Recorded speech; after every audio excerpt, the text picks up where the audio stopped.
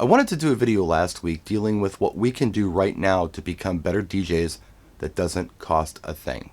Absolutely free. And the reason I thought this was a good topic is because a lot of us are not working right now. I know some people are, but most of us aren't. And we're waiting for the vaccine and for things to open back up so we can work again. And I believe when everything does pop, it's going to be big, because not only do we have to do the events for next year, but we have to make up for a lot of stuff that didn't happen this year. So what could we do to improve? Go out there better than when we left. I asked this question on social media, and the answers were kind of surprising. A lot of people said things that dealt with equipment and how to make your setup look better and how to improve your lighting setup. Somebody just said lighting, and last I checked, lighting costs money. Somebody said something about sound systems. Again, this costs money, and if you've got the money to spend, great. But I was talking about free stuff, because what I was kind of thinking in my head was, there's a lot of things that we can be doing. Maybe we need to work on things like blending and mixing. Maybe it has to do with music knowledge. And sometimes you get somebody who requests a song. Maybe it's a classic rock song of some kind. And maybe you're familiar with it, maybe you aren't. But maybe you have it and you give it a chance. You play it, and you get a really good reaction. Do you know what to follow it up with? That might be just as unique and just as weird.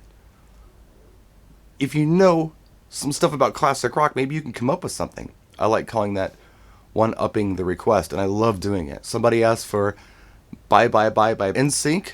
I play Everybody by Backstreet Boys. I think it's a better song. It gets a better reaction. I do the same thing with ABBA's Dancing Queen. I'll play it, but then I play Take a Chance on Me. Gets a better reaction. The other one I do is You Make My Dreams Come True, Hall & Oates. I follow that up with Rich Girl, Hall & Oates. Gets a better reaction. Why? Because it just does, and I think I know enough about music to be able to make those calls and to be able to do that one up on requests. And it's fun.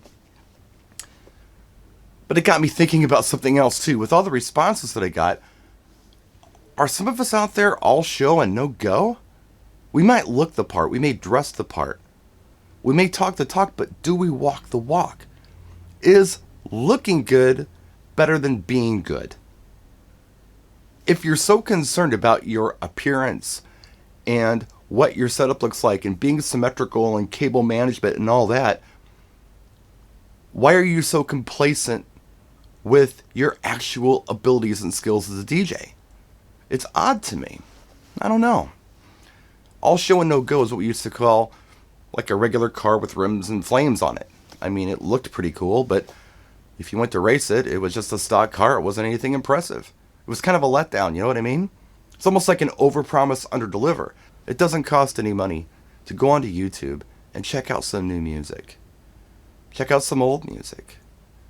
I know some of you are very complacent with playing the same 200 songs at nearly every event that you do, but there's more out there. And, I've been accused of being a music geek. It's like, oh my God, you know so much about music. Well, yeah, I think I should as a DJ. That's part of the job. If I had the same kind of musical knowledge that your basic plumber would have, how valuable would I be? Would it just be because I had a symmetrical, clean system with nice cable management? I don't know that there's much value in that. And if people are going to go ahead and pay it for that service, are they going to be impressed with it once they get it? Is it going to be an overpromise, underdeliver? I think there are things we can do right now that cost nothing. Don't be complacent with your musical knowledge and your performance, especially if you're not complacent with your setup. I mean, these things go hand in hand. Looking the part is important. Having a clean setup is very important. Cable management is important. Good lighting is important. And great sound is very important. But if I had to prioritize these things, it'd be performance, sound quality, and third appearance. It'd be the last thing on my priority list, but that's just me. You don't have to tell me where you land on this in the comment section. This is just something I'm asking you to think about.